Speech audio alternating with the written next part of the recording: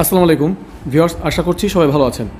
আমার দেশ পত্রিকার একটি নিউজ রিপোর্টে বলা হচ্ছে নতুন করে এসালম গ্রুপের 1000 বিঘা জমি জব্দ। অর্থাৎ আপনারা জানেন যে এই এসালম গ্রুপ কিন্তু বাংলাদেশের যত শরিয়া ভিত্তিক ইসলামী ব্যাংকগুলো ছিল সবগুলো ব্যাংকের ক্ষতিসাধন করেছে বা ধ্বংস করার জন্য এই মূল হতে হচ্ছে এই এসালম গ্রুপ বা সাইফুল আলমের এই গ্রুপ, এবং পিছনে কিছুটা বেক্সিমকো গ্রুপ অর্থাৎ সালমান এফ রহমানের বেক্সিমকো গ্রুপও কিন্তু জড়িত। তবে এই এসালম গ্রুপ হচ্ছে সবচেয়ে বেশি জড়িত, যেটা বিগত সরকারের আমলে হাসিনার ক্যাশিয়ার হিসেবে কাজ করেছে। তো এই বিষয় নিয়ে একটি নিউজ রিপোর্ট বলা হচ্ছে যে তাদের 1000 বিঘা জমি জব্দ করা হয়েছে, যেটা দুদক করেছে। তো এই বিষয়ে চলুন আমরা একটু বিস্তারিত জেনে আসি।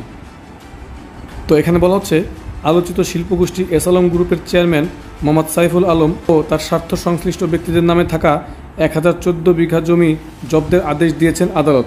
এসব জমির বাজার মূল্য 559,48,20,000 টাকা। রোববার ঢাকা মহানগর সিনিয়র স্পেশাল জজ জাকির হোসেন গালিবের আদালত এই আদেশ দেন।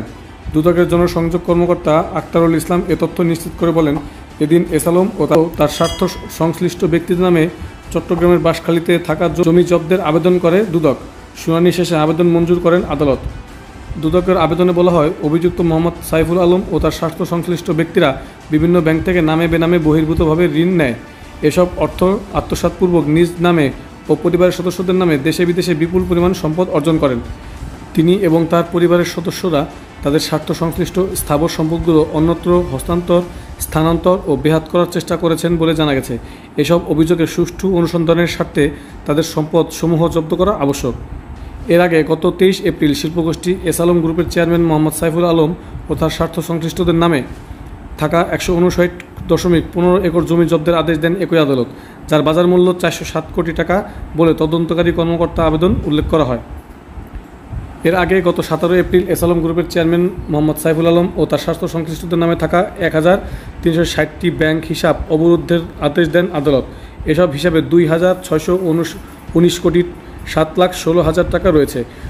গত 16 জানুয়ারি এসালম ও তার পরিবারের সদস্যদের 3,563 কোটি 84,21,000 টাকা শেয়ার অবরুদ্ধ করার আদেশ দেন একই আদালত। গত 3 ফেব্রুয়ারি 368 কোটি 25,63,500 টাকা মূল্যের 175 বিঘা সম্পদ জব্দের আদেশ দেন বিচারক। এছাড়াও গত 12 ফেব্রুয়ারি 437 কোটি 85,02,274টি শেয়ার অবরুদ্ধের আদেশ দিয়েছিলেন মহানগর সিনিয়র স্পেশাল জজ। এসব শেয়ারের মূল্য 5,109 কোটি টাকা। গত 23 ফেব্রুয়ারি তাদের 8,133 কোটি 56,72,000 টাকা মূল্যের শেয়ার অবরুদ্ধের আদেশ দেন আদালত। গত 10 মার্চ এসালমের 1006 বিঘা জমি জব্দের আদেশ দেন আদালত। গত 9 এপ্রিল তার 90 বিঘা জমি জব্দের আদেশ দেওয়া হয়।